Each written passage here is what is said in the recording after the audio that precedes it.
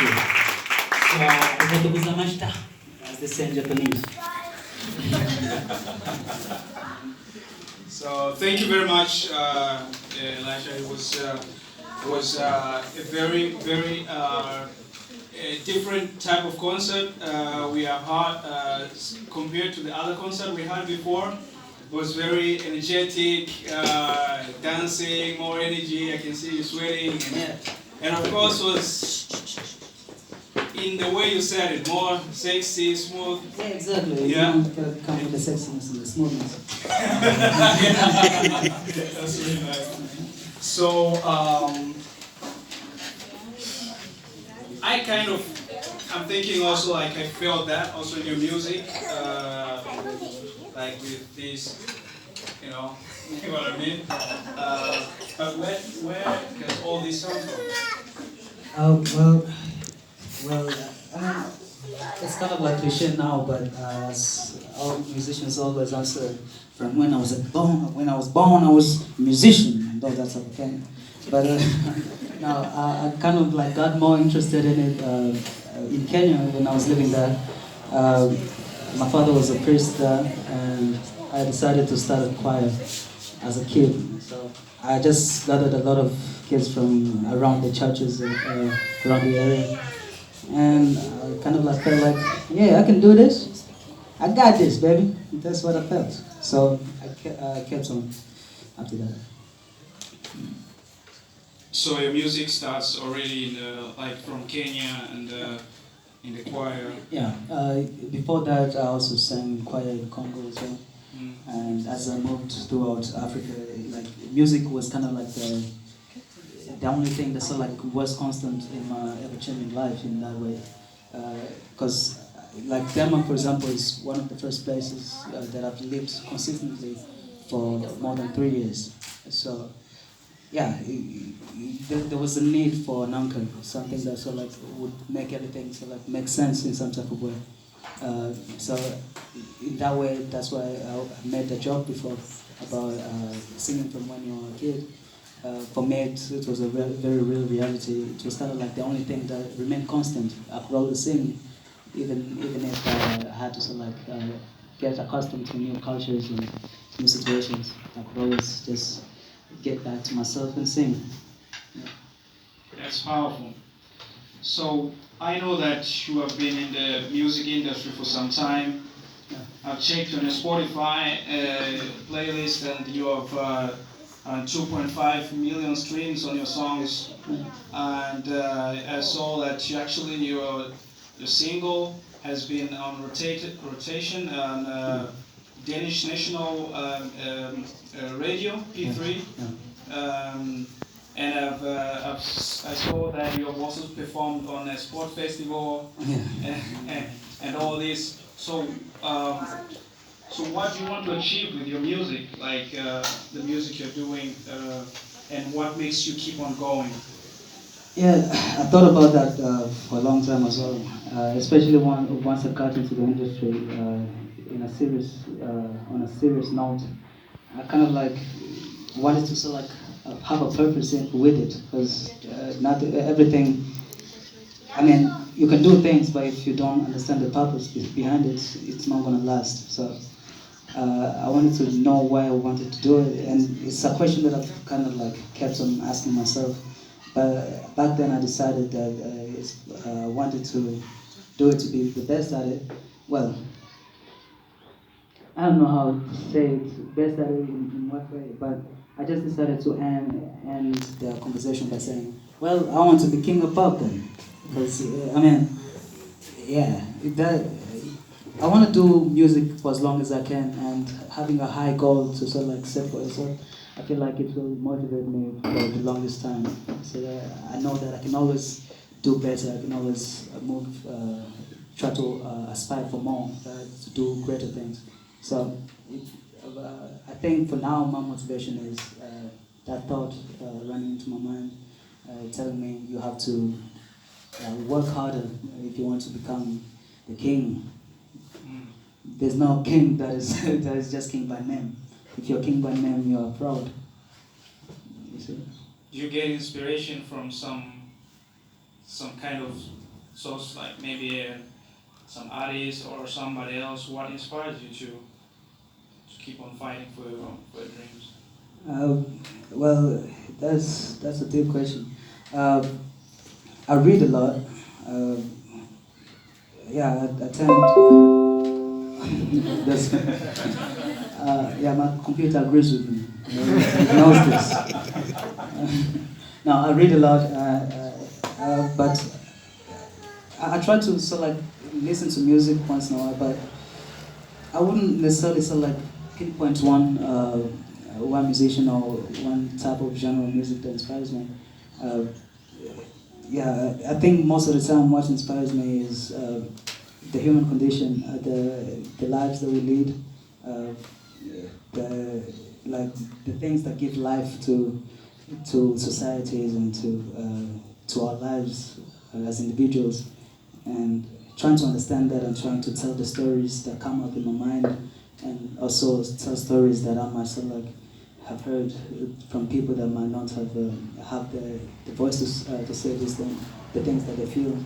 And so sometimes I sort of like sing in metaphors to sort of like try to pinpoint an idea. For example, there's a lot of songs of mine that seem to be very sexual, but in my mind I was thinking about completely something different. But if it works, it works. Let's go. I know that you say you also a bit, but I know you're from Democratic Republic of Congo, Yeah. and you've been in Kenya. You've lived in Rwanda, if I'm not wrong, Yeah, and Uganda also. Yeah, Uganda as well. Yeah. So, how is it for you living in Denmark, having these kind of cultural differences? Yeah, as I said, Denmark is one of like the first place I've lived for more than 3 years consecutively. So, to me, I feel like in my mind, I've always been a traveler, kind of like kind of like quick to copy the cultures around me, because kind of like didn't create a specific cultural identity for myself, or so like adopt any. Culturally, I feel like just to sort of like sidestep a little bit. I call myself a parrot, and have a company called the Trimble Parrots because of it. Kind of like a wanderer. So culturally, I respect cultures, but to a certain extent, I'm kind of like not bound by them. I try to sort of like accept every culture in its own way, but at the same time do my own thing.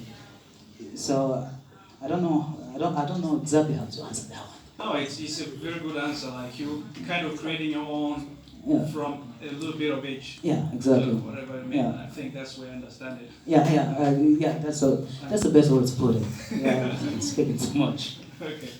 I'll ask you just what you like most: coffee or tea? Oh, the battle of the ages. I think tea for the most part.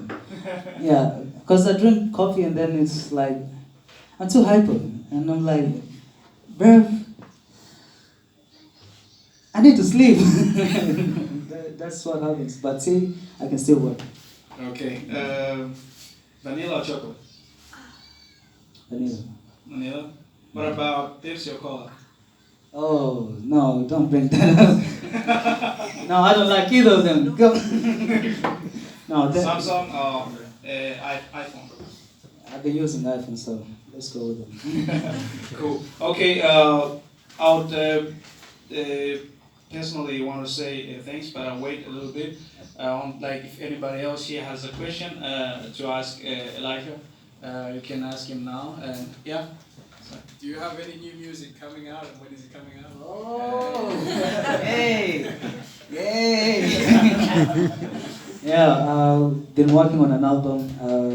Yeah, it's been a crazy couple of years. Different sort of like changes that have sort of like taking place in the background, but thankfully I sort of like got together with a good team, and we've been working in the background, created a very nice album.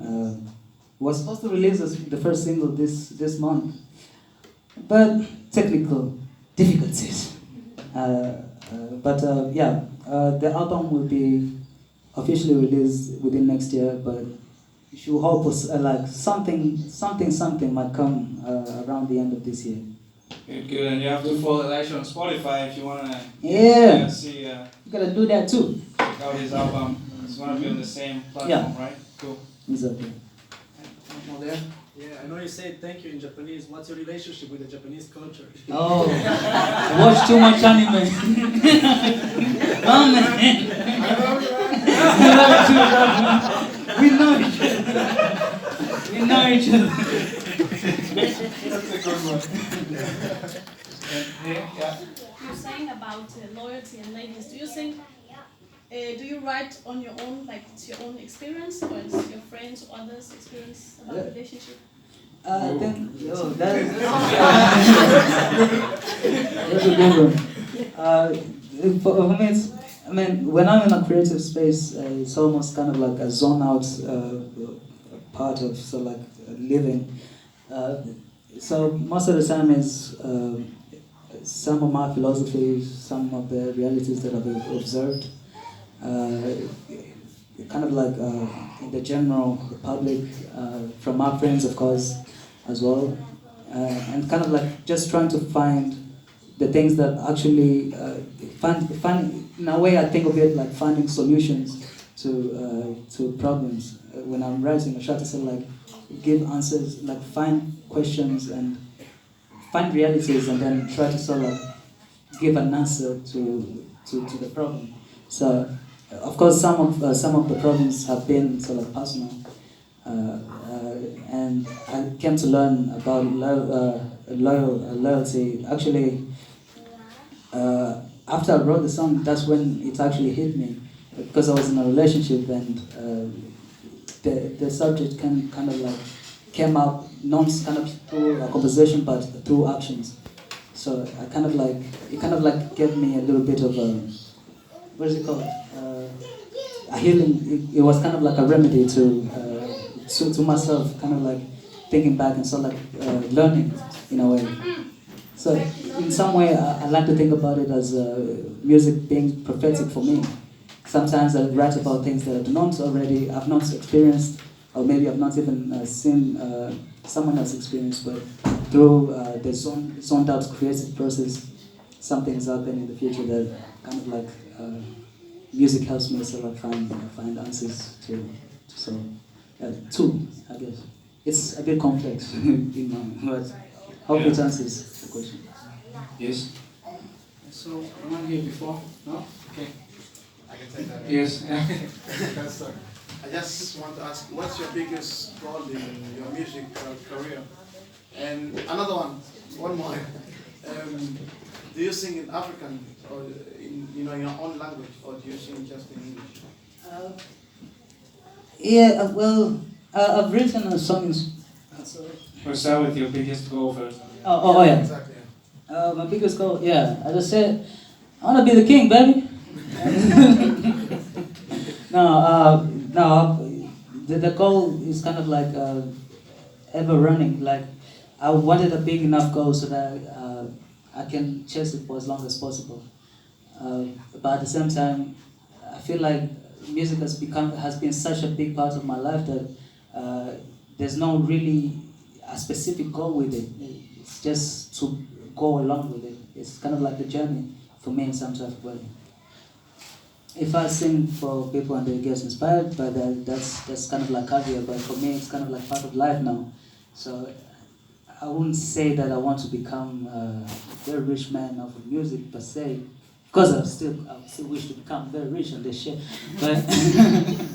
But but it's